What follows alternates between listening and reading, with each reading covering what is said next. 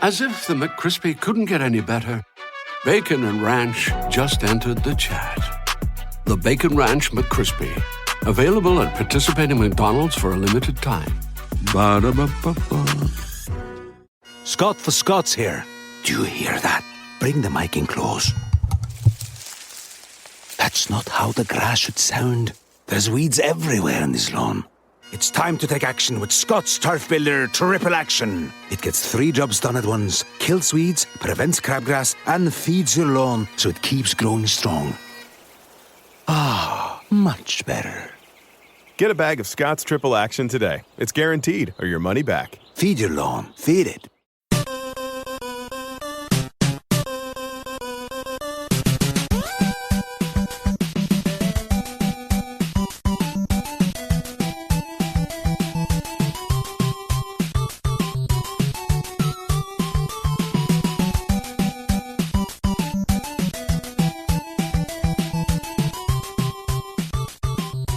Welcome to the family here on Purple Mafia. I am your host, Paladino Joey, or Joey Awajan. Purple Mafia is available on thesportstuff.com, iTunes, Stitcher, and Double Twist. Welcome back on board once again today as we conclude yet another NFL season, my 27th as a football fan. Started a little late, 26th as a fan, 27th Super Bowl already. Unbelievable. Crazy. I started with Super Bowl number 26 way back in 2000. No, just kidding. Way back in 1992. So, I mean, that's a long time ago, but still, I'm old enough to have seen Joe Montana in the Super Bowl, and I didn't watch football back in those days, and I truly regret that. So, that's a bummer. But this, again, it's already more Super Bowls since that game than Super Bowls existed to that point. It's just crazy when you think about the math there, how long I've been watching and how long it's been since Minneapolis hosted a Super Bowl. This was a 1,000,000% better game than that one was. The Washington versus Buffalo game way back in 92 in the Metrodome, 1,000,000 times better stadium. Halftime shows, whatever. I'm sure a lot of you like Justin Timberlake, like the production. I just don't watch halftime shows. You know, I need a break. I need to get away a little bit. This and that, and, you know, I'm not a big fan of Hollywood, celebrity, all this stuff. I'm just not a fan, you know. I mean, I don't like the message they continue to shove down our throats, so that's just my point of view. You don't have to agree with me at all, and I don't need to shove my message down your throat. So, with that said, yet another team passes the Minnesota Vikings. Yet another team that had never won a championship, that had some success in the past. Maybe this team or that team had little to no success previously, like the New Orleans Saints and the St. Louis Rams at that stage way back. Yet another team passes the Minnesota Vikings to their first ever Super Bowl championship. Of course, Philadelphia had championships in their previous in the pre-Super Bowl era, NFL championships, most recently 1960. That's still quite a drought. That's about as long as the Vikings have existed. So, in fact, our drought and their drought was parallel, literally as long. And, of course, the Super Bowl era started just a few years after that. And, of course, Minnesota did not win any NFL championships in 1961 to 1965. And, of course, Bart Starr, Vince Lombardi, the owners of 5 championships, 2 Super Bowls and 5 NFL championships. Bill Belichick and Tom Brady, the owners of 5 Super Bowls. So, unfortunately for Bill Belichick and Tom Brady, they will remain tied with Lombardi and Barr. Did I just call him Barr? Bart Starr. I'm losing my mind because it's just, damn it anyway. Why did things have to go the way they did? Yeah, I was cheering for the Patriots, but we're going to sit down and be objective about this. This Philadelphia Eagles team is an awesome football team. They are. What Nick Foles was able to accomplish against the Minnesota Vikings defense and the New England Patriots bend but don't break defense is something to marvel at. And it also gives us hope that maybe, just maybe, Case Keenum just might be good enough for this team. You got the good receivers in Adam Thielen, Stephon Diggs, and you know what? The ever underrated and excellent Jarius Wright. Jarius Wright should be a Viking the rest of his career. I love what he's able to do. Jerick McKinnon, we don't know what his future holds in Minnesota, but you got Dalvin Cook coming back, this and that. You still got everybody on defense. Brian Robinson may be on his way out, unfortunately. He's getting older. Joe Berger more than likely on his way out. Tom Johnson, this and that. So there's conversation there as we head into the draft, and that'll be talked about more in State of the Vikings and, of course, free agency and all that. So what we'll proceed this show will be State of the Vikings in a few weeks. So this will be the last show for a little while. State of the Vikings, then after that, an early to mid-March free agency conversation, and in very late March, early April, or just in April, I guess, because they pushed the draft forward. In April, maybe even late April, I suppose, nowadays. A draft preview and then a draft review after that. So not a whole lot of shows on the horizon for a little while. I tend to stay away for a little bit, but then again, there's always news. You got an offensive coordinator coming. More than likely that will be a big part of the conversation on State of the Vikings, as of course we'll review the whole season. Not crazy like every single play of every single game, but we'll discuss this and that. Just kind of paint a picture, put a purple bow on my 10th season covering this team on Purple Mafia, and my 11th overall, if you include paladinolive on YouTube the year before that, way back in 2007, Adrian's rookie year in the NFL.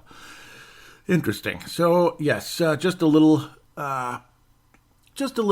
layout to how things are going to head in the next few weeks and months and such. It's the same thing. It's nothing new for Purple Mafia. Shows will come out, but they won't be weekly, that's for sure. And, of course, I'll continue to keep weekly shows for Brave the Wild and Timberwolves Explosion. So do check those out, Minnesota Wild and Minnesota Timberwolves fans, as those seasons are still going, and both of those teams are playing pretty well. So stay on board. You might have both of them in the playoffs for the first time since never. Back in the day with the North Stars, when they used to make the playoffs, Timberwolves didn't make it. Timberwolves hadn't made their first playoff appearance. Timberwolves and Wild have never made the playoffs in the same season, if you can believe that.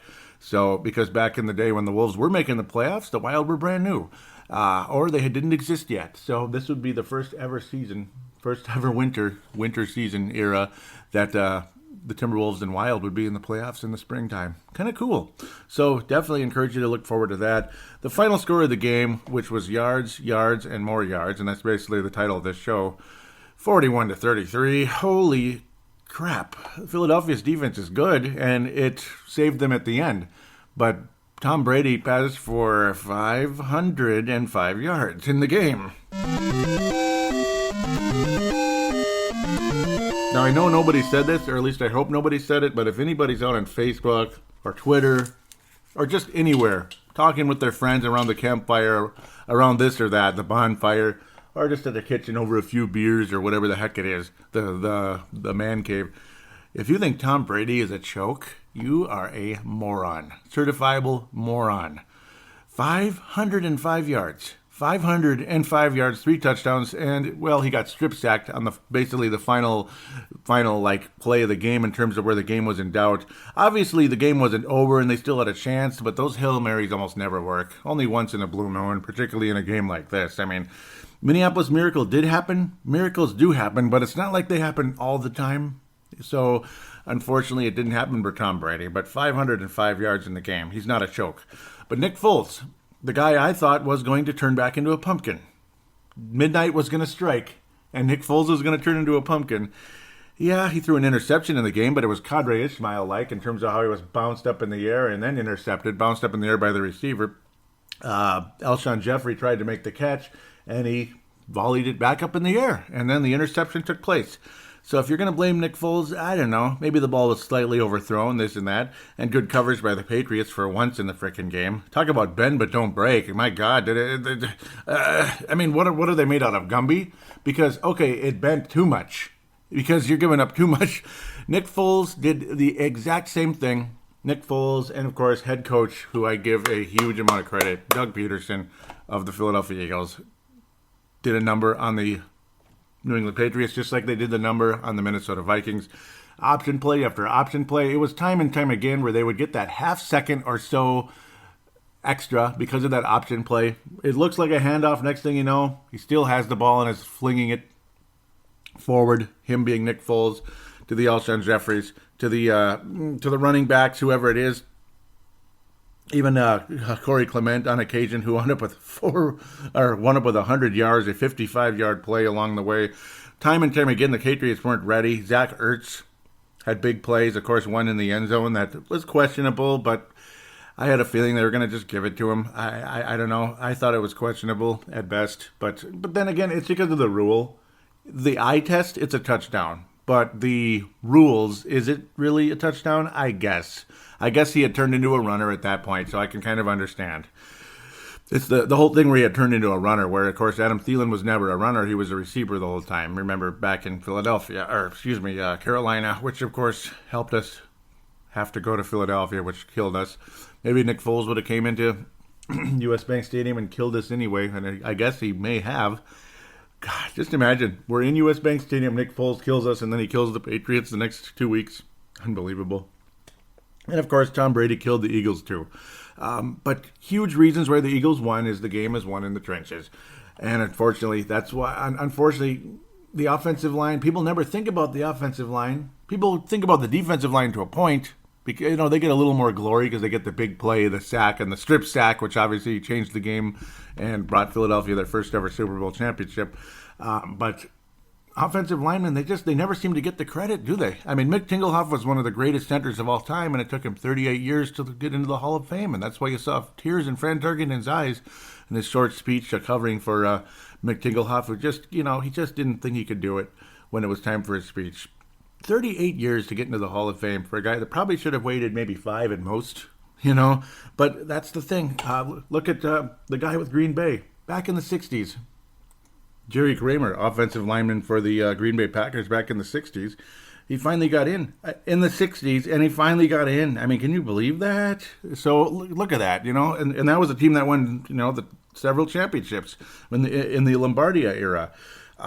So go ahead and, it's a Green Bay Packer and this and that, but what a nice guy. He was on Dan Barreiro last week, and that was cool, and he finally got in. It took him eternity to get in, and it's about bleeping time.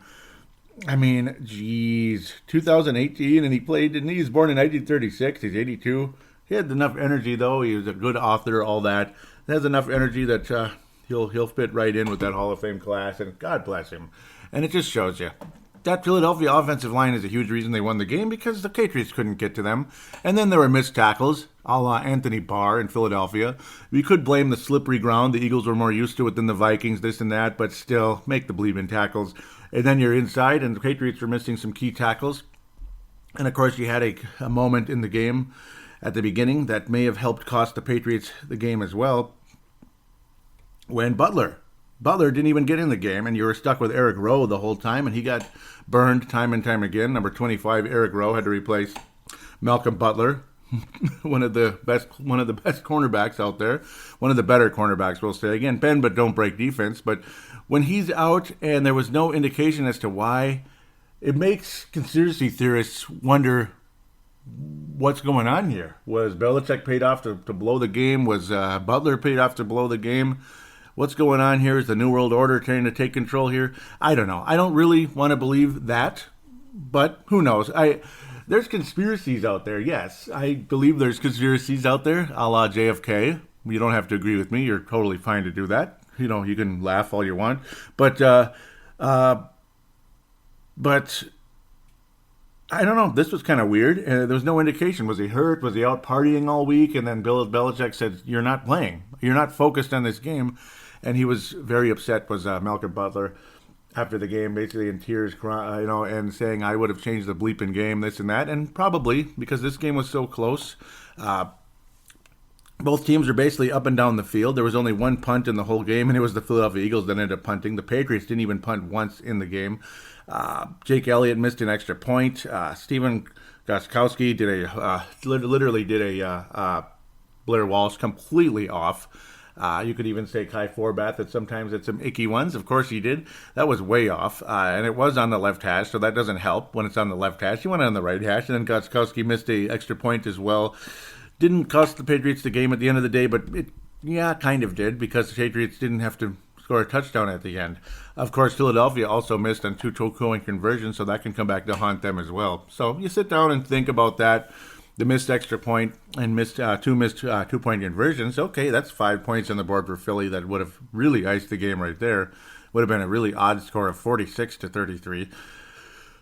And, of course, the missed field goal, 36, and missed extra point, 38. So maybe 46-38. What a weird score. Even higher scoring than ever. The most yardage in the history of any NFL game ever, 1,151 total yards for both teams in this game. So, this was something to see. You think Philadelphia, New England, you think maybe lower scoring, and then down the stretch, Brady kind of turns it on and wraps it up, just like back in 2004. That was a low-scoring game. But Nick Foles didn't wilt under pressure like Donovan McNabb, number 2 overall pick in the draft. Carson Wentz was also a number 2 pick in the draft. He looks more promising than what McNabb turned out to be. As good as McNabb was, he wasn't ready in that big game, unfortunately. And, of course, Brady was young and in his prime at that stage, though you could argue Brady's still in his prime at age 40, throwing for 505 yards. You wouldn't see Peyton Manning do this when he was age 39, did you? And that was against the Carolina defense that wasn't the same for some reason. This Philadelphia defense was a lot more like what Denver's was at the time, an excellent defense that shut the Vikings down in a big way. But they're a bit of a bend but don't break because Case Keenum and the Vikings offense, they got their numbers, they got their yards, but they didn't get in the end zone and they didn't make their field goals. They didn't do this, they didn't do that. Well, they didn't even get to attempt field goals is what the Vikings did because we got desperate or we had to go for it on 4th down and we never got in the end zone. Or the Patriots, well, they had to settle for a lot of field goals throughout the game. The Eagles did time on occasion, but more of the Patriots had to settle for field goals a lot, where they'd give up a billion. The Eagles would give up a billion yards, but not give up the touchdown. So that's kind of the story of the game in a lot of ways. Pretty dramatic stuff. Philadelphia getting the early lead, and I figured, oh, well, Case Keenum and the Vikings did that as well. Patriots return, only get the field goal, this and that. And then Nick Foles turned into the Nick Foles against the Vikings. You started seeing those up-the-middle passes down the field, showing off that arm a little bit. Ended up being big plays to Alshon Jeffrey. And that was like, oh, crap. And then, of course, the Eagles missed the extra point there. Mr. Elliott, Alshon Jeffrey. Reception for 34 yards on that play. But overall, Gronkowski and Brady hooking up after that drive and did a fantastic job, which ultimately ended up getting the Patriots finally in the end zone late in the second quarter. Then the Eagles immediately, though, add another touchdown, which was unbelievable. And it was the play of the game, the play that you'll see on ESPN. You'll see it on NFL Network. You'll see it over and over and over and over again as the Eagles were able to get into that red zone. It was basically in 2-point conversion land. And then you saw Nick Foles lining up as a receiver behind the guards a bit, pretty much, kind of like a slot receiver. And then it was a reverse play, and Trey Burton ended up releasing the ball. A reverse play. Pretty trick there, multiple attempts. It was a 4th down. Instead of going for the field goal, the Eagles, again, Doug Peterson, making a risk. He gambled and he won, boy. He won, and Nick Foles was completely wide open. I mean, when you see a guy, the quarterback, lining up as a receiver, at least have one player on him. I don't understand why they would completely ignore him. That didn't make a whole lot of sense. I know you're probably thinking they might try to run it in, but please. I mean, Nick Foles was wide open, and it was just minutes after the Patriots tried the same thing. The ball given to Danny Amendola. He attempted the pass. Brady basically had alligator arms, just did not have any athleticism on the play.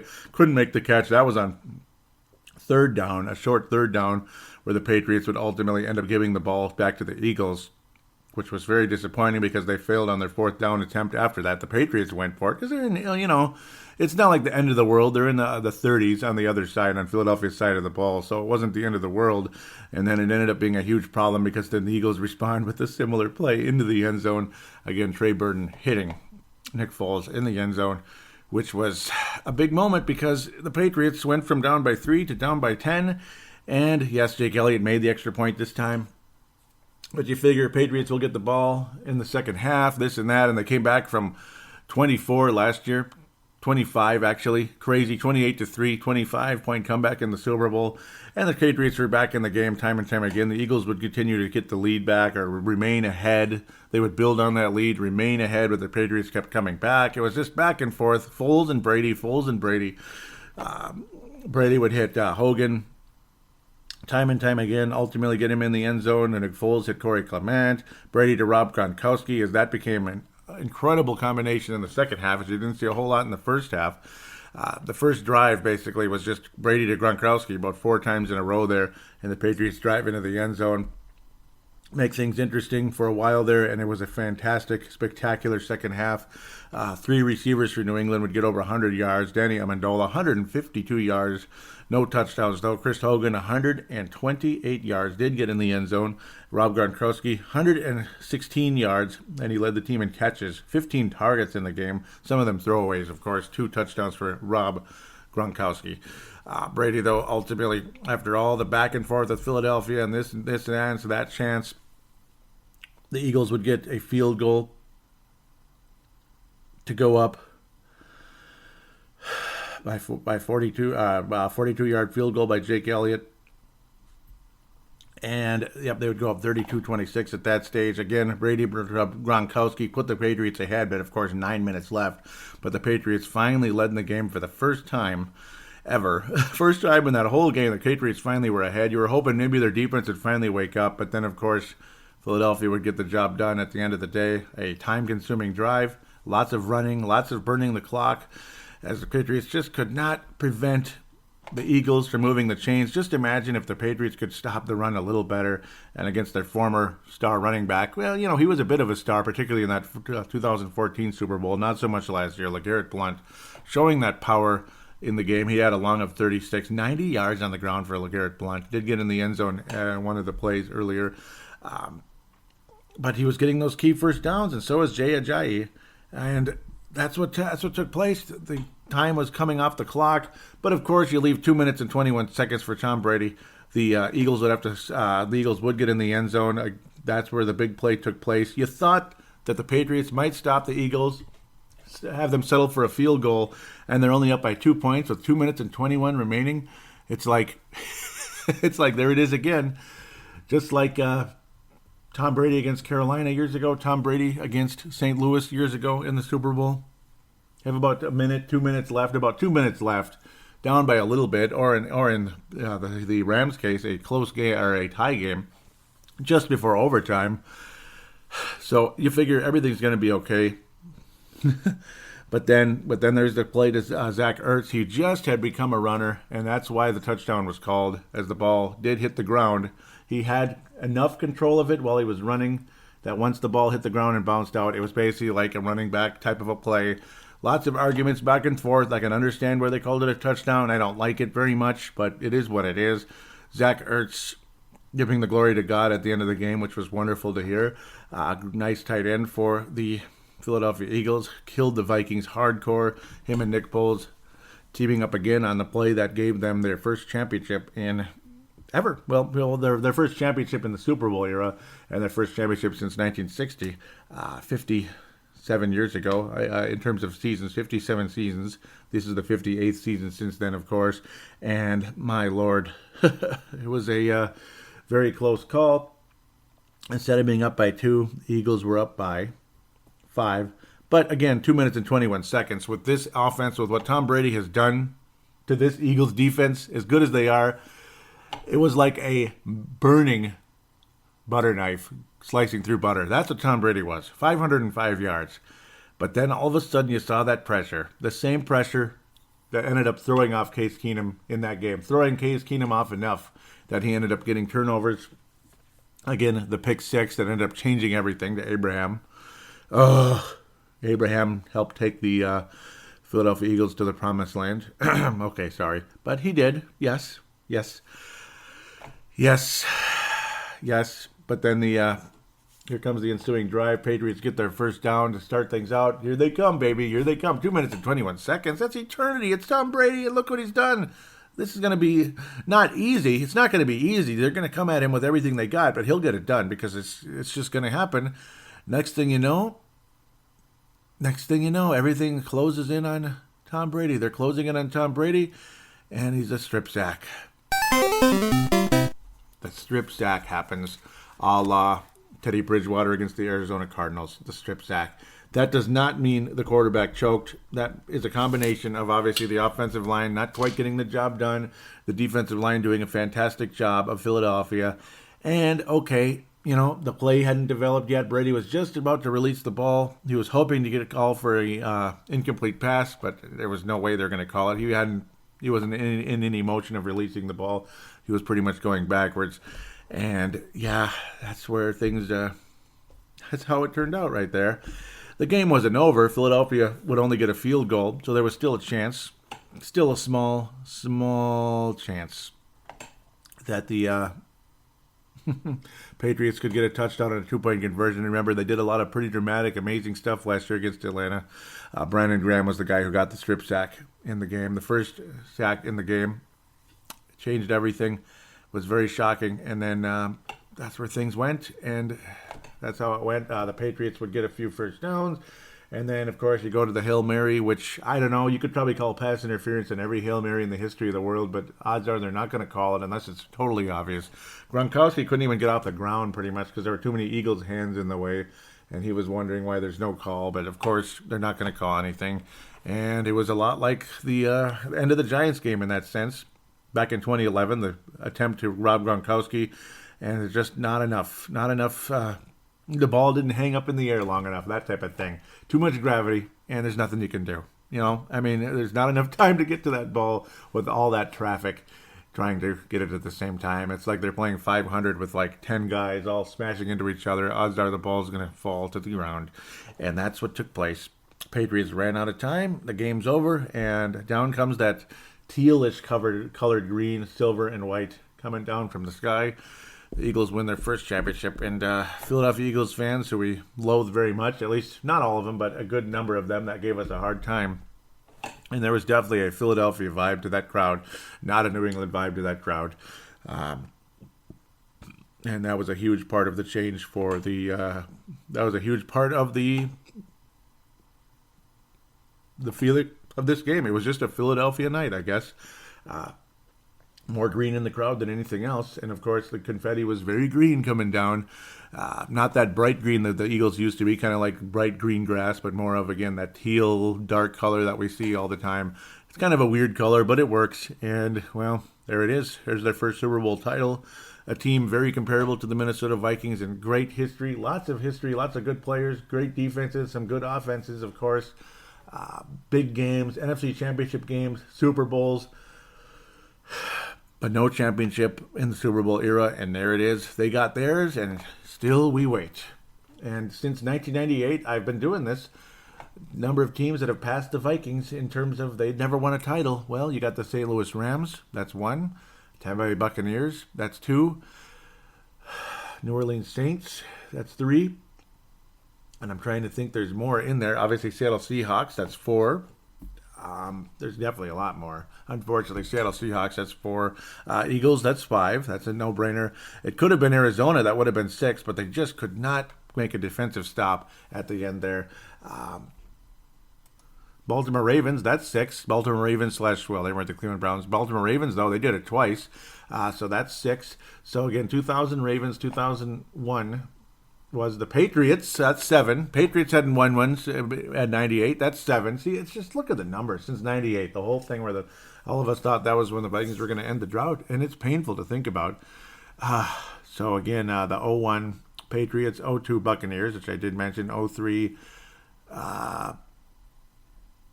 Who the heck was 03? That's the Patriots. Yep, 04 Patriots, 05 Steelers. Of course, they'd won before. 06. The 06 Colts, yep, that's 8. God, no.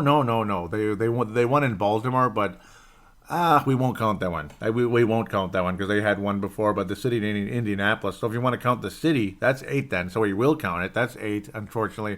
7, 2007, that was the Giants. They'd won before. 2008 was the Steelers. Duh. They'd won before. 9 was the Saints. Yep, I already talked about that. 10 was the Packers. Oh, goody. 11 was the Giants again. 12 was the Ravens again.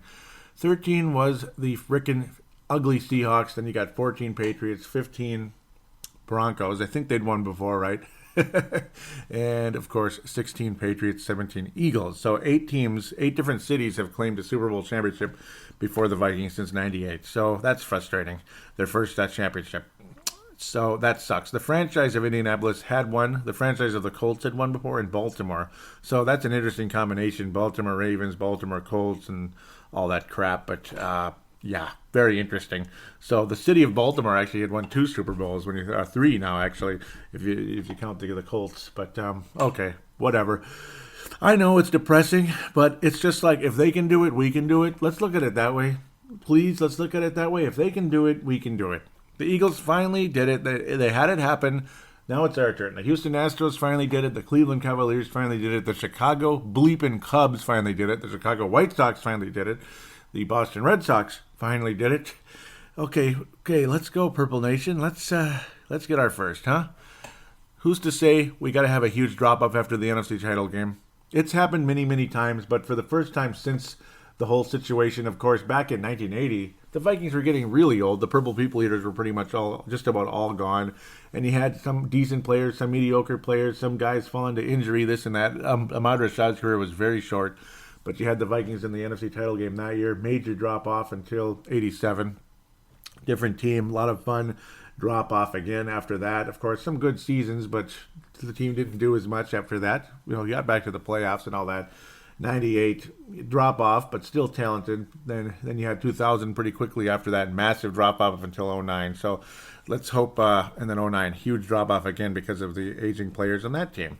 So luckily there aren't too many aging players in the Minnesota Vikings, and again we'll talk about that more in the state of the Vikings, the future of the Vikings, the current state of the Vikings, and again the future prospects of Minnesota, and of course hoping to get just at least take one quarterback in the draft. Maybe he is the next something, Garoppolo, like a Garoppolo type for San Francisco. I think the Patriots are going to regret what they did there. Why? As great as Brady is at age 40, throwing 505 yards in a Super Bowl, that's not even, I don't know. I just hope he's not doing a Lance Armstrong in terms of Tom Brady. That's my only hope. Please. I don't want to find out that he's got some kind of, that he's cheating somehow, some PEDs going on. I really pray to God that's not what's going on. But I'm sure they've tested him religiously forever because that's how it is. And that's how the NFL is. They test people like crazy. And if he's doing this legally, he's quite an amazing, amazing person that deserves a ton of credit. You can hate the Patriots all you want, but he deserves to be respected for what he's been able to accomplish. It's nuts. Oh, he's not athletic. He can't run. He can't jump. But he threw for 500 yards against a team that slaughtered our team. Okay? That's pretty good. Okay? I would love to see Case Keenum throw for 505 yards against the Eagles in the NFC Championship game. That would have been beautiful. But, unfortunately, that didn't happen. So it would have been better if it was in U.S. Bank Stadium. But again, we'll just leave that alone. We'll have to get it next year, eh? Because that's the theme for everybody. The Patriots will have to get them next year. Even the Patriots are talking about next year now. And the Eagles are, well, it's time to celebrate. They're enjoying it. They've waited forever.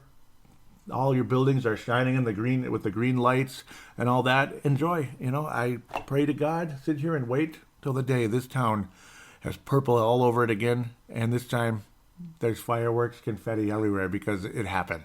It happened. That's what we're truly waiting for. That was again, the Eagles are a team that deserves an amazing amount of credit for their guts, for their ability to hang in there after Carson Wentz's injury. Remember how I talked about I felt for Philadelphia fans because that team had been through the same type of stuff as Minnesota Vikings fans.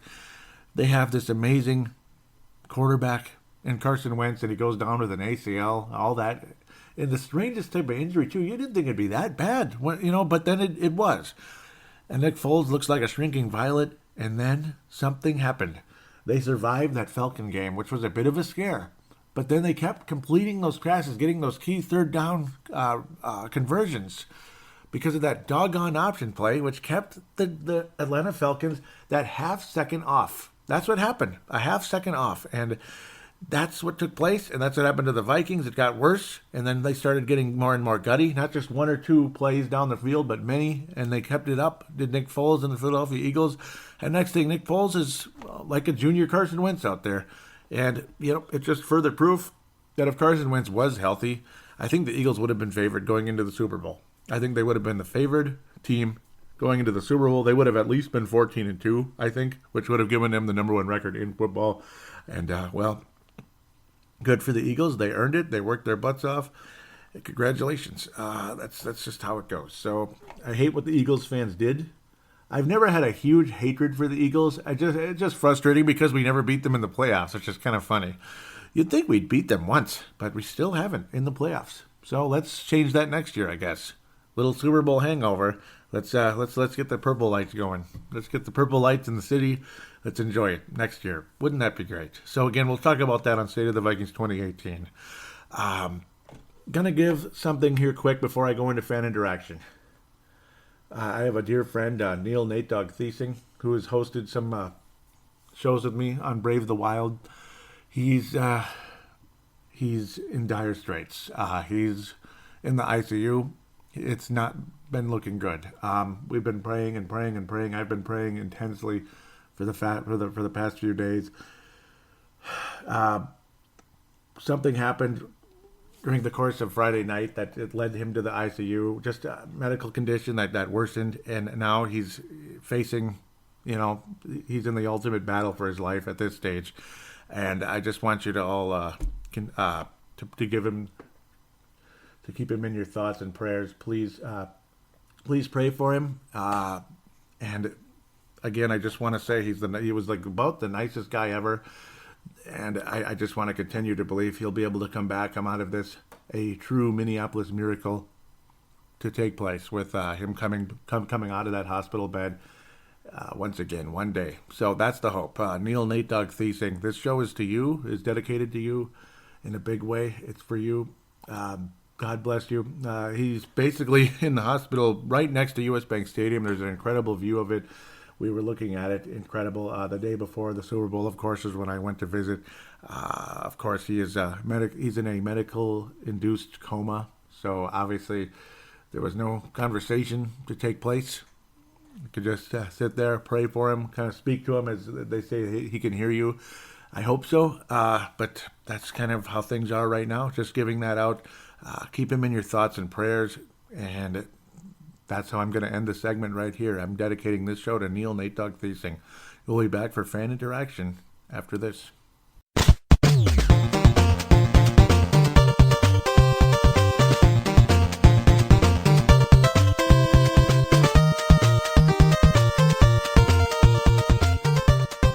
And we are back here on Purple Mafia. It's just a 2-segment show. Of course, a long first segment. Lots to talk about there.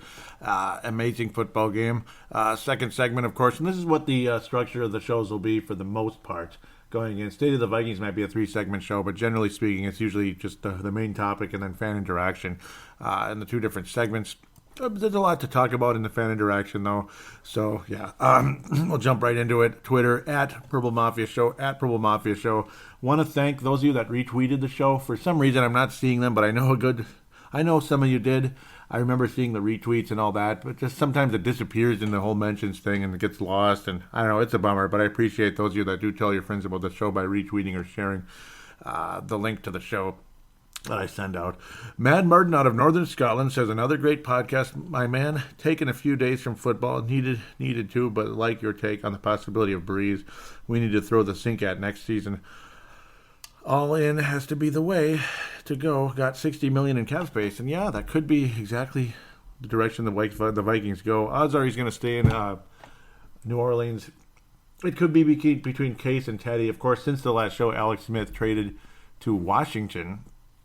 $97 million contract, guarantees of about $71 million. But of course, this whole trade and sign and all that deal can't be official until free agency opens. The new NFL season opens on March 1st. So we'll see. There's a possibility that the whole thing could go away, but I'm thinking it's gonna finish that way. So those of you that wanted Alex Smith to Minnesota, that's not going to happen. It does open the doors for Kirk Cousins, but we're talking extremely high contract, up to $30 million a season.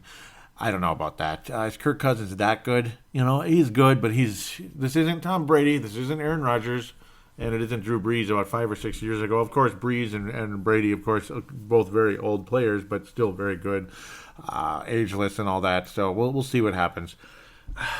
I'd love to see Teddy play again. I think there's unfinished business with him, and I think there's unfinished business with Case Keenum as well. It'll be interesting to see how things turn out. The Eagles proved you can win with the backup quarterback. Of course, the Giants did years ago with Jeff Hostetler. Even the Redskins with Mark Rypien. He won the MVP in that Super Bowl against the Buffalo Bills way back in the Metrodome in '92. Mark Rypien. What did he ever do? So it's like things happen sometimes. Of course, it's a magical season for those teams. We thought it was a magical season with Case Keenum in Minnesota, and of course that did not take place, unfortunately. So, State Walker, Mark Carlson's son, who's been in the Philadelphia area, believe it or not, with the military there, he says, if I had to draw a picture to summarize the season, it would look a lot like this. And it was a stickman kicking, stickman number one, or it's not a stickman, a guy number one kicking guy number two in the balls. And that's what it was. Things were going so well, and then we got kicked right in the balls. Yes, I said it openly. Mad Martin, here we go. She says, so Alex Smith to Washington. What's that mean for Kirk Cousins? I was thinking, it could be anybody. Minnesota, Denver, Jacksonville. He was saying Jacksonville's front runner. And yes, that could be the one, Jacksonville, depending on how confident they are in Blake Bortles. I thought he did a good job in the playoffs, did Blake Bortles, believe it or not. But most of the regular season, he was terrible. Shoulder surgery for Blake Bortles. Yep, that's something that does complicate things. And Tene Brown out of New Zealand mentions that.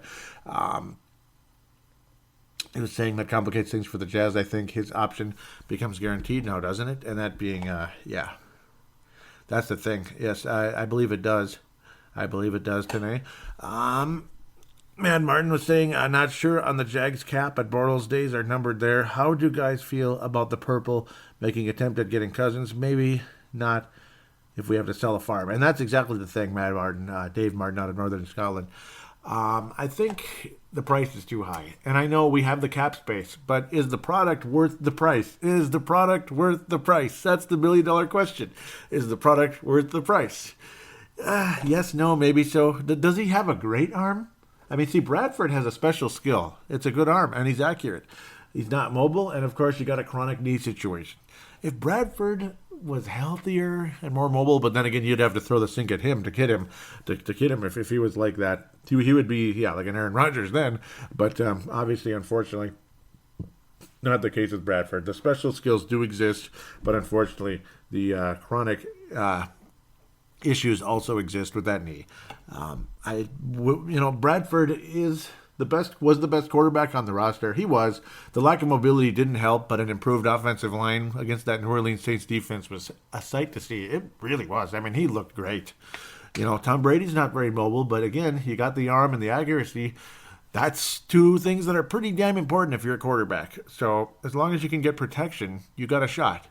Tanae continues, says, I think we'd get stuck in mediocrity if we went after Cousins. Bradford is a really good quarterback. He's just too injury prone. We're in a hard position. And yes, Bradford would be a great choice, great quarterback for the Vikings, if not for that gall darn situation. I loved what I saw from him in 2016. Again, with no offensive line protection and the way he stayed healthy the whole year. And then this year, the offensive line protection is there.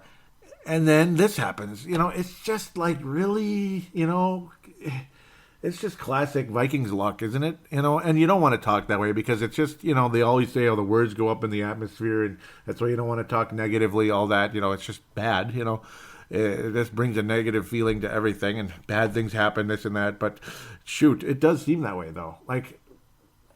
It's a seesaw. It's a doggone seesaw. Bradford is healthy. And this and that, but there's no offensive line protection. Then there's the offensive line protection, and Bradford's hurt. Why? Why does it have to turn out that way? Because what an awesome season this could have been, possibly. Just imagine offensive line protection for Sam Bradford all season and healthy, and him playing anything near he played against New Orleans the whole year. But, against bad teams, he'd probably throw for 400 yards. You'd see Bradford in the Pro Bowl. The Vikings may have been 14-2. Maybe. I think we would have won that damn Detroit game that changed everything in the freaking U.S. Bank Stadium, our only home loss this year. That damn Detroit game. That was home field. There's your 14-2. Forget about Philadelphia having home field then. Man, Bradford versus Nick Foles in the NFC title game in U.S. Bank Stadium. That would have been very interesting, very scary possibly, but who knows? Maybe it would have been enough. Who knows? Because the Eagles would have had to play on the road. They never really did. They had a Pretty good home crowd. Pretty good home crowd in U.S. Bank Stadium, didn't they?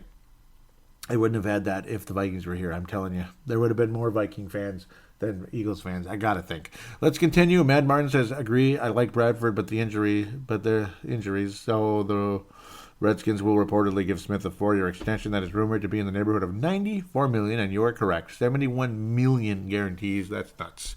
You're right. Mad Martin continues, says, if Bradford will accept team-friendly deal, and we go quarterback in the draft, that could be interesting. And I'm not against that at all.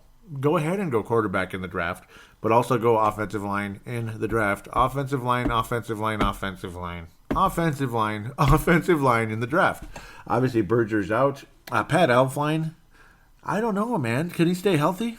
I'm beginning to wonder. I mean, he missed a pretty good amount of time, and then he had the very serious injury at the end here.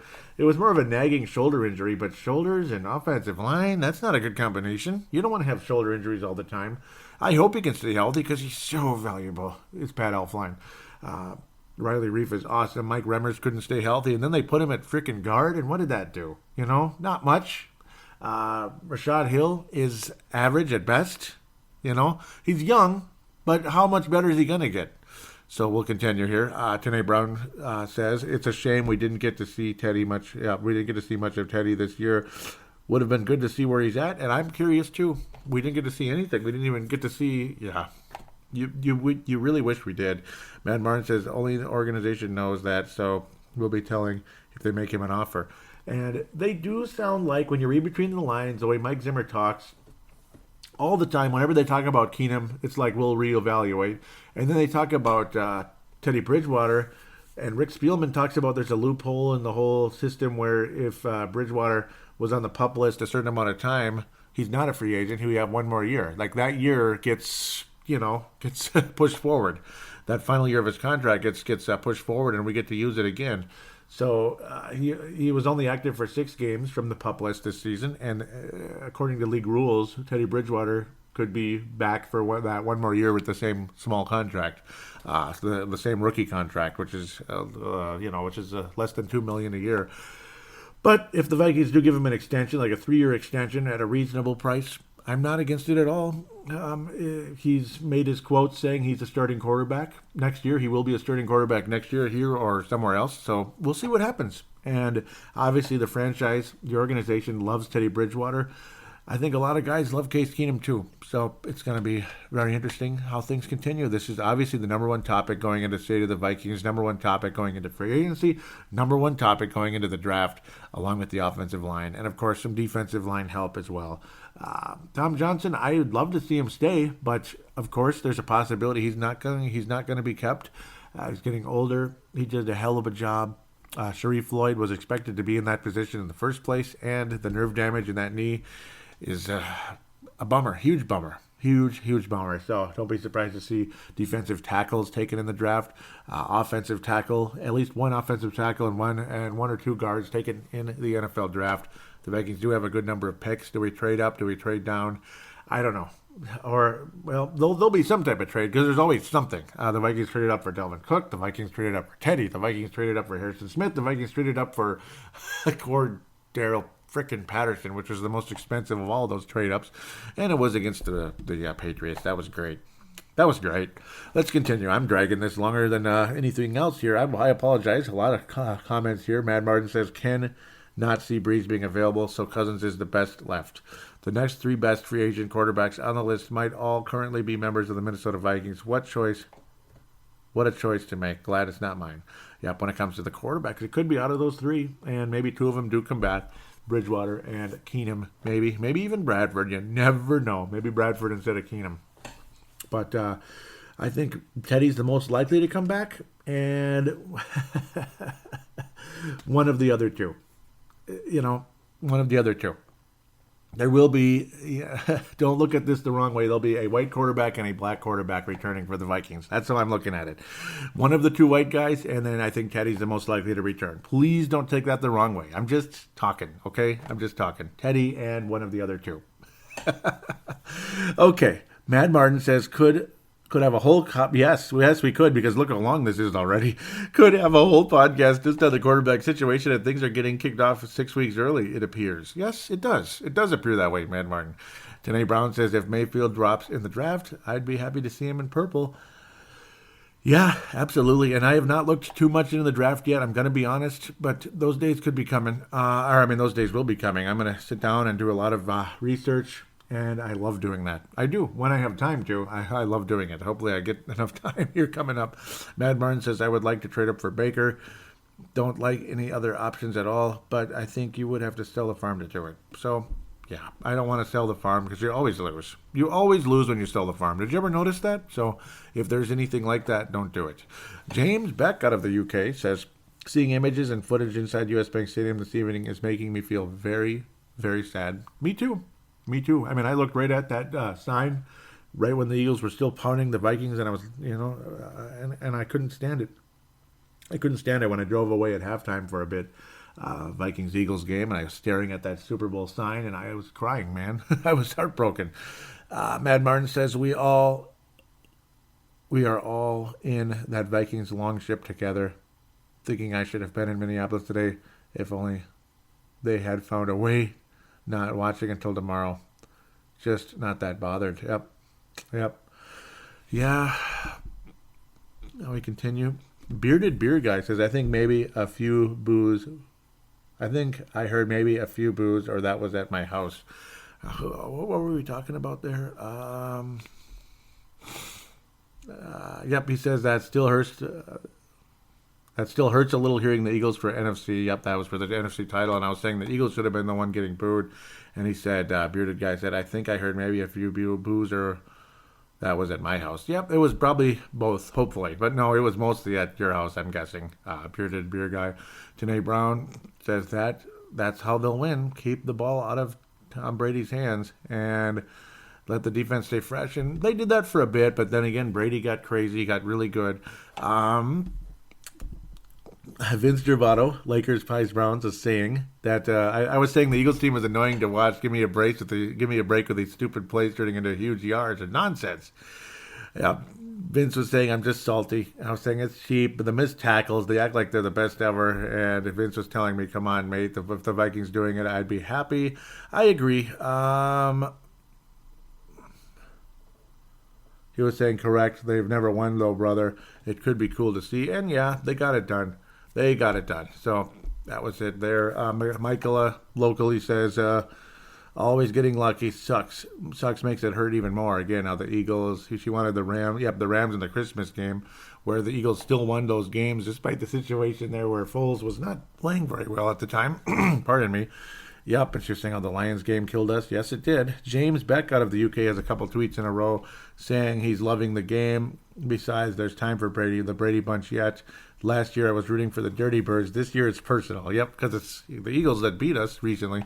He's saying, alas, I was a young, naive NFL fan, jumped on the Patriots hate bandwagon. They're writing history, which is obviously awesome, and Eagles fans suck. Yep, and I've enjoyed being on the Patriots, as a secondary team for the last many, many years. I became a secondary fan of the Patriots in the late 90s when Drew Bledsoe was still the quarterback. I didn't really like Drew Bledsoe. I just like Boston teams. Celtics, Bruins, all that. I just like Boston, the Red Sox. I wanted to see them start winning championships, and geez, I'd be a billionaire, right? If I was like an investor in that one. And we continue. Here comes James Beck saying, here comes the Brady Bunch. And they came, but unfortunately it didn't end up working out at the end. James Beck says, I hate that they won it in our stadium, but it's very worthy champions, and what a game to win it all by. Congratulations, Eagles. Yes, I agree, James. That was very good. Very good. Janae says, it's a nice story for their team. Cannot stand Philly fans, though. I agree completely there, for the most part. And I tweeted out, and Vince Germano retweeted it. I said, well played, Eagles, well played. Amazing team that never gave up, despite the devastating injury to Carson Wentz. Yep, and there's no doubt about that. We'll wrap up the Twitter here. Very long Twitter segment. He says, Matt Martin says, I don't feel so bad about our D after this game. Just a quarterback away from winning it all. Are we not? And possibly. He says, how wrong was everyone about this Eagles team all postseason? Not happy they won it in our backyard, to be honest. The catch rule is totally broken, but a most enjoyable game. And well said. Well said, Mad Martin. I think Mad Martin and Danae Brown should be star candidates for this episode. At Purple Mafia Show is a Twitter account. Please do give that a follow. Now we quickly better move on to the Facebook page. I don't believe there's any call-ins at the last second here. Facebook page, there's going to be a little bit of extra before we get back to the Super Bowl. Of course, something did happen recently. Colin Hurd was his name? Yep, Mr. Hurd there was saying how the Vikings totally blew it, and I agreed by that, of course, but I already talked about that on the last show. Comments about Darrell Bevell being a possibility as offensive coordinator. Again, we'll talk about that more in the next episode as well, but we'll read some of the comments. Sebastian was saying he has won it all and went to another good experience. I forget if I read this already. I think this was on the last show. No, it wasn't. I'll read it. Jacob Etrium says, indifferent. I didn't like him with the Vikings, but that may have been because I hated DeVaris Jackson. Yeah, that was a tough time. He did pretty well in Seattle, but I like the offense we had in 2017, which is why I'd rather see Kevin Stefanski as offensive coordinator, and he is very much a candidate, especially since he's been with the team since 2006. He deserves it, and sure, that could happen, just like Mike Zimmer finally moved up. Matt Emer out of the UK says, we want people with winning mentality. I'm in. And Jacob Etrium is from Minnesota here, a little bit more rural out of the Twin Cities. Tony Coleman from South Dakota says, Ben Lieber said on K-Fan that when Bevel was in Minnesota, he didn't really get a chance to do much because Childress is so controlling and overpowering on the offense. It's a kick-ass offense. Brett Favre needs to stay in the concept of the system, the confines of the system. You can't give the ball to the other team. Yeah, that was Childress. Lieber says, Tony Coleman continues with, Lieber said he'd like to see what Bevel can do without Childress looming over him. Yeah, Childress retired as a coach, so adios amigo, I suppose. Childress had some success, and yeah, I don't know. He's a nicer guy than he came off as, but yeah, I don't know. I don't think he was but when he was an actual head coach, some people take on the head coaching duties well. Some people don't, and I don't think Childress took it on real well. He's a better assistant than a head coach. Seemed like a fun guy as an assistant, but when he was a head coach, I don't know. He got a little bit too harsh. Cedric Paulding out of Mississippi says, I'm 50-50. I don't like it or hate it. I'm just not impressed with what Seattle did on offense. Yeah, and I could see how it's mostly Russell Wilson being what he is. You know, just the mobility. The guy's the fastest quarterback ever. And I don't like the Seahawks at all. I think they're arrogant and obnoxious, and it's annoying. But they got the job done because Russell Wilson did a hell of a job. So, continue. I was talking about asking everyone's thoughts on Randy Moss being a first ballot Hall of Famer. And, I didn't make this the title of the episode or anything. We could talk about it more, too. But obviously, and of course, he's far removed from being on the Vikings. That's partially why I didn't make it, like, right at the beginning. And maybe I should have, but this is where people can comment on it, though. And I do congratulate Randy Moss, what he was able to accomplish in his career. And he changed the game, obviously. The Packers drafted, 3 large cornerbacks, secondary players in 1999. And, well, the Packers' secondary got a lot better. And it had to get a lot better. And remember the frustrating loss we had in Green Bay that year. Of course, stupid Jimmy Hitchcock bit on the Brett Favre fake. We could try to forget that, but it's hard to, even though it's only 18 years in the past. But, Randy Moss. He was a fingertip away from winning a championship on the final play of his career with the San Francisco 49ers. Old, what's his name? Mr. Kneel Down. That was when he was a good quarterback, and he wasn't making it all about himself as much at the time, and all about himself and his message rather than just going out there and playing the game.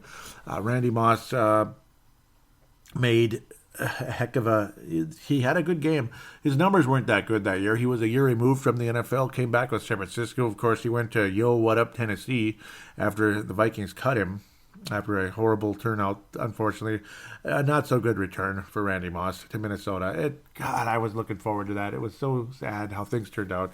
But he had a couple of catches with What Up Tennessee, which is, of course, that's a quote he made back in the I Play When I Want to Play nonsense. Sid Hartman wrote that. And I don't know, the fan base took that the wrong way. And unfortunately, Randy didn't mean it the way it was written, but it is what it is. But Randy Moss, of course, again, just a fingertip away from hauling in that championship. So I felt for him really bad. And, of course, he made a potential Super Bowl winning touchdown against the with the Patriots against the Giants. But, of course, they left too much time on the clock. They left over 2 minutes remaining. And then the Eli Manning to David Kyrie frickin' helmet miracle catch bull crap. And the Giants ended up knocking out an undefeated team. That was the greatest team I ever saw, and they didn't even get the title because of a stupid helmet play. The Patriots' offense was so good, it was so easy that they left too much time on the clock. And it's like, what do you do? You know, what the hell can you do? As Jerry Burns once said, what the hell can you do? I mean, the offense was too good. That is a kick-ass offense. Brady, 50 touchdowns. Randy Moss, 23 touchdowns. That's a kick-ass offense, Chili. That's a kick-ass offense. Just imagine Childress with Moss. But, of course, we did have Childress with Moss for a couple minutes. And Randy Moss and Favre were basically making fun of Childress. And Childress was what he was. He cut Randy Moss because he just couldn't handle it. And, of course, Moss wasn't as good anymore, blah, blah, blah. But amazing career who changed the game. And I have to do it as a sitting ovation because I wouldn't be close enough to the microphone. But amazing career for Randy Moss. First ballot Hall of Famer. The only other wide receiver to do this was, of course, Jerry Rice. Jerry Bleepin' Rice. So, there you go. Once Randy Moss got to be with the Joe Montana LS quarterback, look at the numbers, baby. Just look at the numbers. Imagine Moss playing his whole career with Tom Brady and, say, Jimmy Garoppolo. Or what if it was just Tom Brady because they're the same age? Obviously, Rice was a few years younger than Montana, so we got to play with Young for a while. Great fortune for Jerry Rice, but also, hey, you got to catch the damn ball, too. So it's a combination in that category. Team when it comes to football. 1,000,000% team. Brett McCarthy out of South Dakota says, love it. Tony Coleman out of South Dakota says, love it. Tony Coleman posting the little video where Randy Moss mooned the Packer fans back because the Packer fans mooned the Vikings bus the day before. That's what most people do not know about. That was the story behind it. Of course, Joe Buck did not know the story at all and took it massive offense to it and annoyed Viking fans all over town. I think Joe Buck is just fine. He's a great play-by-play voice. And, of course, he was the play-by-play voice along with Paul Allen for the Minneapolis Miracle. The other one, of course, was the great Kevin Harlan. You couldn't get better three announcers right there.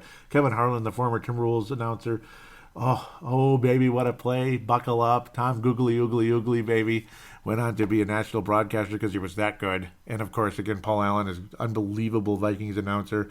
And, yeah, the great Joe Buck, along with his father, the great est, Jack Buck. So the only one I could compare Jack Buck to is Vince Scully and the Los Angeles Dodgers. Mark Carlson. Okay, Patrick Grant first says, agreed, deservedly so. Mark Carlson out of Iowa says, I remember Carter and Moss working together early in his career. Carter with all the sharpened skills, and Moss just a student. Man, the incredible speed and reach that Moss has. I didn't like the flashy and sometimes cocky or showy Moss at all. However, like Neon Dion, respect is given where respect is earned. And, yeah, great thoughts there, Mark Carlson, star candidate. Amazing thoughts by you guys, and what a fun career it really was. I still remember, too, the first preseason game. I always thought about how Kadri Ismail has so much speed and no bleeping hands. Chris Carter, not as fast, but the hands, the greatest hands ever. The guy who could make that great third down catch you need in that big moment in the game. The best hands ever, Chris Carter. Great speed by Kadri Ismail. Couldn't catch a freaking cold. And then you get a guy who's a little bit faster than Kadri and has about as good a hands as Chris Carter. And you're just like, oh my God, did he just do that?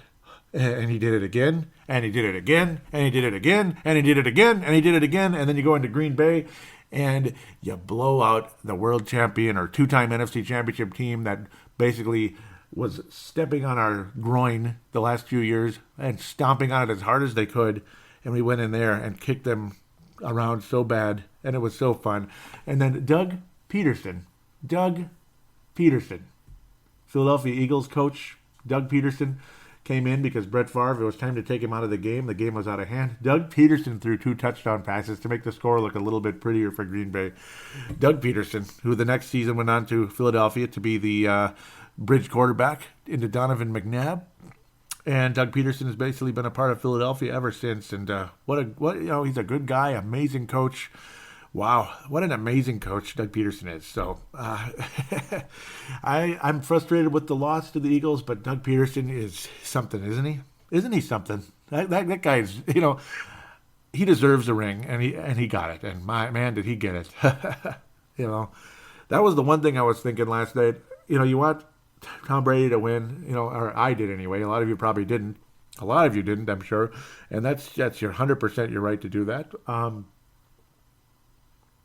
But it's like, boy, I was sitting there thinking, as much as I'm rooting for the Patriots, it would be a crying shame to see Doug Peterson not get a ring with what the job he's done. And then it's like, you know what? He's probably going to win. They're probably going to win because he's out coaching everybody. He's just great. And wow, Doug Peterson is as much a Super Bowl MVP as anybody else. He's just something else. Randy Moss got very emotional on the set there for Sports Center. Amazing there as Randy Moss, of course, moving from FS1 to Sports Center. Tears in his eyes, legitimate rivers coming down. And a few comments here on that little video. Marla Lipinski says, Randy Moss, welcome to the Hall of Fame from a true Vikings fan from Chaska, Minnesota. And thank you, Marla. Great thoughts there.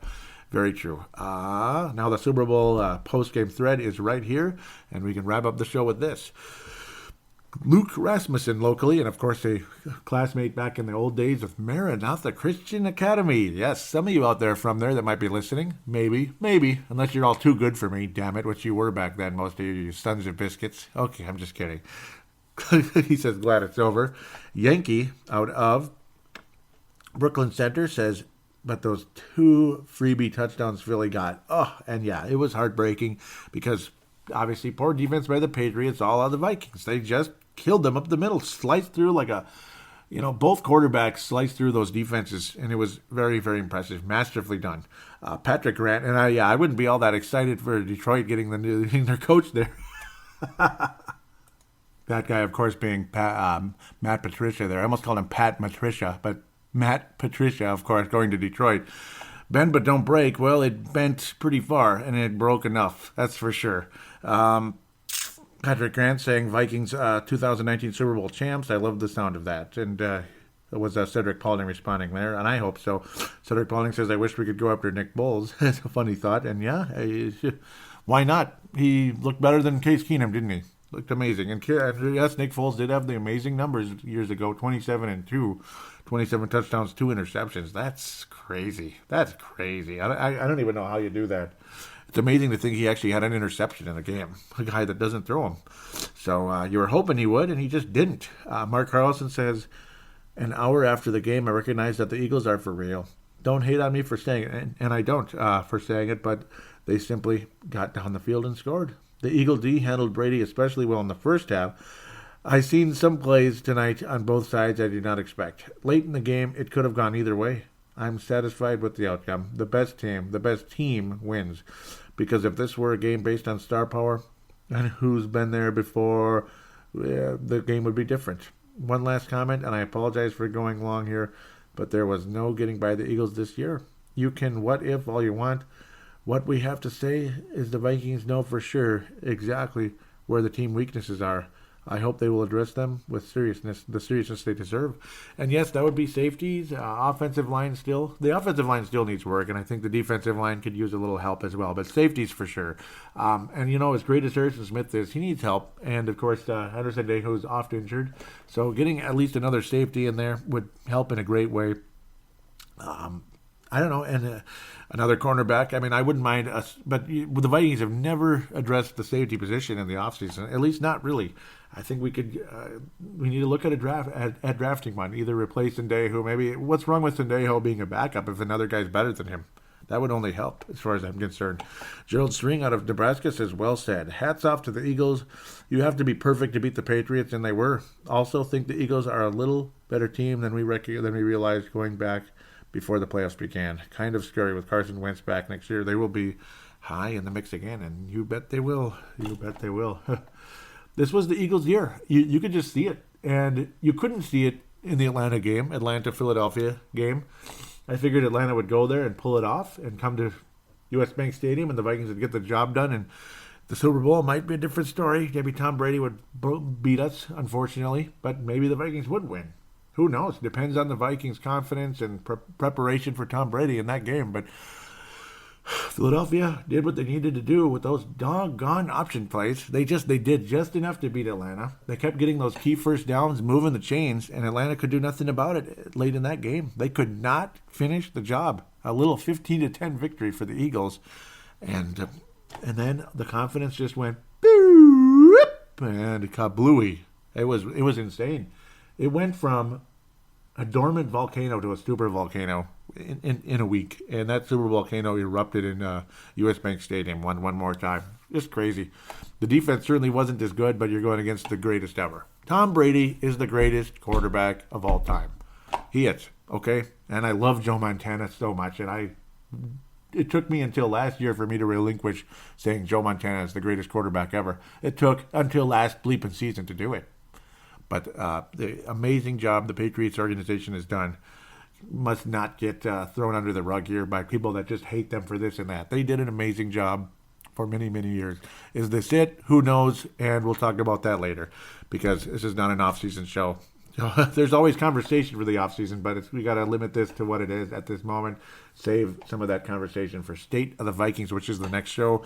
I will post a thread on Purple Mafia, the Purple Mafia show on Facebook, where I will encourage you to mention the biggest surprise, biggest disappointment, and MVP. Of course, start with the MVP, biggest disappointment, and biggest surprise of the season. I think the biggest surprise is obvious.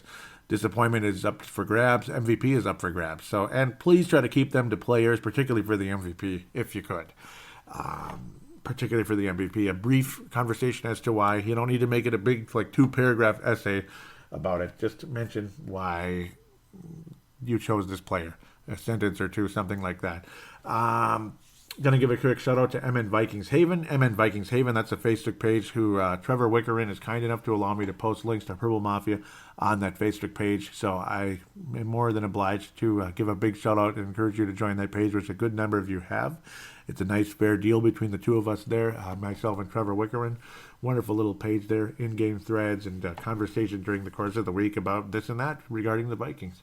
Of course, Purple Mafia show. The link to that show, to this show, and the Twitter account and the email address are all in the show description.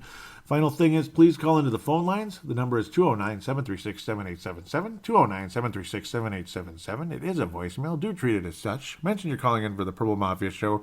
Give a statement, shout-out, comment, question, and opine. There is a 3-minute limit to this voicemail because it is a real voicemail. Of course, the call now button on the Facebook page goes to the same phone number, just through Facebook Messenger instead of your phone. So if you're long distance, it can go right through there with no cost whatsoever. As long as you have any type of data plan or Wi-Fi or whatever, you're good to go. Of course, the final route is audio submission, which Mad Martin uses, and Tanae Brown has used in the past on Purple Rules Explosion, and is more than welcome to do it again. Really encourage Mad Martin to call in his MVP, biggest disappointment, biggest surprise in his calling. That would be cool. Mad Martin, more than welcome to do that. And the green light is open for others out there as well. You guys are all welcome to do that. If you'd rather do that than write it down, or even both, but probably do one or the other. Why write and call about the same thing? That's kind of silly. So, yeah, that would get kind of tiring. The audio submission route is just use the free voice recording application on your smart device. Save it and email it to paladinolive@yahoo.com, paladinolive@yahoo.com. Keep it to maybe 5 minutes or so, approximately, just to save space, because the Vikings didn't win the Super Bowl this year, so I would rather keep a limit on it, if possible. 5 minutes or so, email it to that, paladinolive@yahoo.com. Again, all the information is in the show description for copy and paste purposes if need be. And that's pretty much about it. I want to wish all of you a wonderful couple weeks here leading into State of the Vikings. Hope for your involvement in the show is always welcome. Better pass out the awards. The gold star for this episode. James Beck should get a star too, of course. Absolutely. The gold star, it's tough. I'm going to give the gold star for this episode to Tanae Brown. It's always tough to give them out to anybody. I mean, you guys are you all deserve it. Yeah, so Tanae Brown's going to get the gold star. James Beck is going to share it. Both of you guys are going to get the gold star. James Beck and Tanae Brown. I wanted to give it to both of you guys. Mark Carlson will ring in the silver star, and Mad Martin will have a silver-laced bronze star. in this show, Silver Lace, Bronze Star. All you guys are spectacular. I want to thank you so much for your involvement all year, all season. It is greatly appreciated. I will also pass out the Stars of the Year during the end of the State of the Vikings, like I do every season. I have a pretty good idea who I'm going to pass it out to. I will also introduce the first class of the Purple Mafia Hall of Fame. It will be 6 people, and then after that it'll be 4 every year. But the first group will be 6. Unless I change things a little bit and add some more, I don't know. But the first group will generally be people that have been in for a very long time. So some of you that probably absolutely deserve to be in immediately will get in next year. So that's how it goes in the next group of 4. But that's just an indicator. So thanks again for your listenership. Thanks again. God bless you. Some of them are obvious, obviously, like guys that helped me start the show. That's that's an obvious first ballot Hall of Famer for Purple Mafia.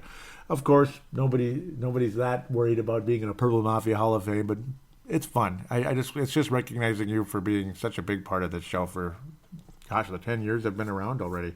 Thanks again. God bless. Hope to hear from you soon, and take care.